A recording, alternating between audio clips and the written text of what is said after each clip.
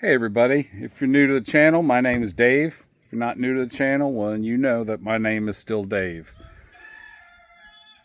That's Levi the Rooster. He wanted to get in on the video. He's upset, I guess, that I'm not back there getting footage of him. And now he's not going to stop. Anyway, doing a quick video on my potatoes, my red Pontiac potatoes. I did a test dig the other day, about 2 weeks ago, maybe 10 days ago, and they were looking good, and the bed was pretty good. And in that time, we had a stretch of 90 plus, almost 100-degree weather, as well as intermittent rain, and the bed just got completely covered in Bermuda grass, and I don't know, it's like this little creeping kind of mint-looking smelling thing that gets a purple flower on it. I got tons of that.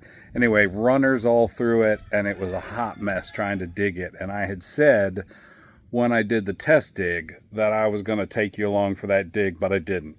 It was just too much. And it's hot again today. It's 90 some degrees.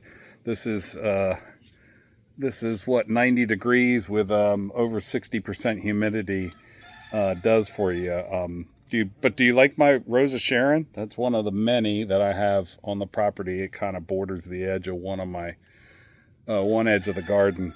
It's a nice purple color. I like it. See that? As opposed to just the straight red. These are the double blooms. I plant a lot of the double blooms. As you know, sorry, kind of jerky here. As you know, I have honeybees, but I still want to provide forage for for the carpenter bees, for the solitary bees, because they do pollinate different kinds of flowers. So these double flowers, the honeybees will get in there, they'll mess around with them a little bit, but the solitary bees are the ones that actually really benefit from them and get lots of nectar and lots of forage. The other thing that these do, and I really haven't noticed many this year, I just kind of realized it, is they are an excellent trap crop for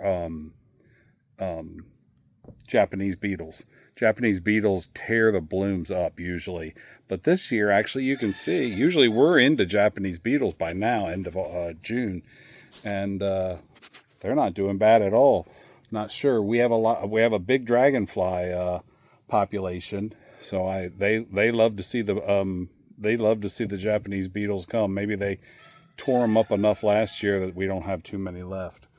Anyway, so what we're doing here today is real quick. It's hot. It's summertime. This is just what gardening looks like. I'm dirty and I'm messy, and I apologize if you're offended by that. But then if you are, this probably isn't your channel. So I don't get all prettied up before I turn on the camera. I just do what I got to do and hopefully bring you along for some of it. Anyway, I'm going to turn you around. I have a bucket of potatoes here. These are red Pontiac, and let me see, where's that button at? Hold on. They're red Pontiac. These are, it was about a 15-foot row, which was basically about 2 pounds of sweet potatoes. I did purchase them. I think I bought them on Etsy. I don't remember. But I don't remember who. But they actually turned out well. So we got about 2 pounds. Cut them in, most of them in half when I planted them. So I'm going to put them on the bathroom scale here. Prior experience tells me that this bucket weighs about 1/2 pound. So, we got a pretty good haul here. Can you see that? You can't, can you? It's not light enough. Maybe you can there. So it's 14.2.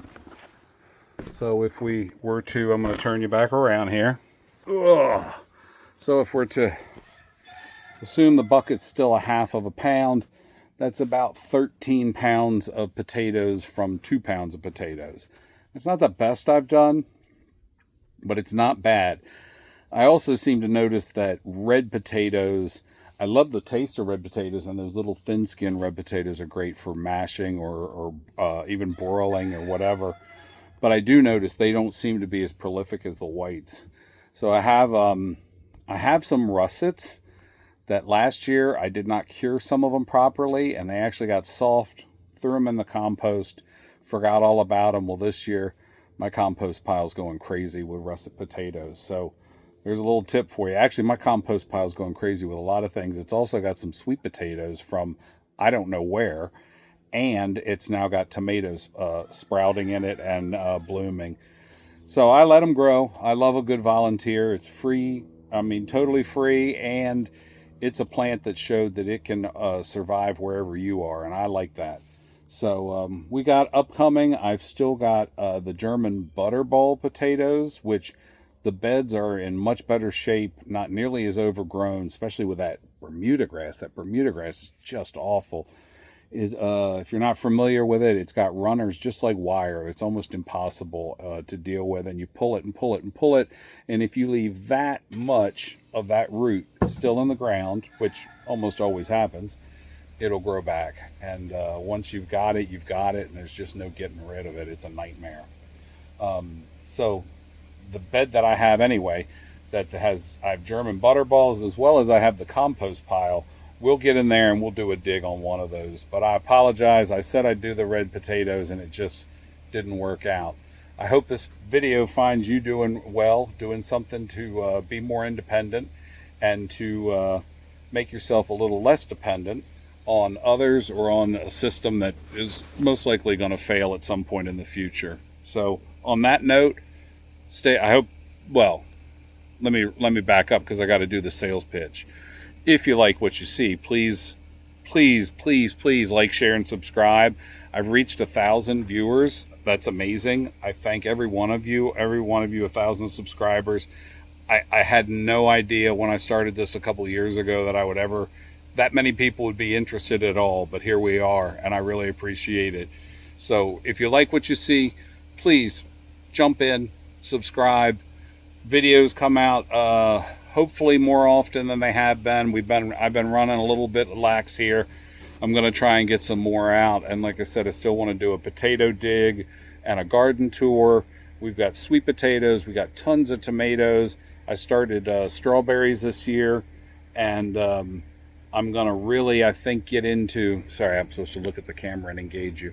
I'm really going to get into this year a fall garden. I want to start doing some cabbage, and as well as maybe some other brassicaceae, broccoli, that sort of thing, this fall, and really extend that growing season out and get things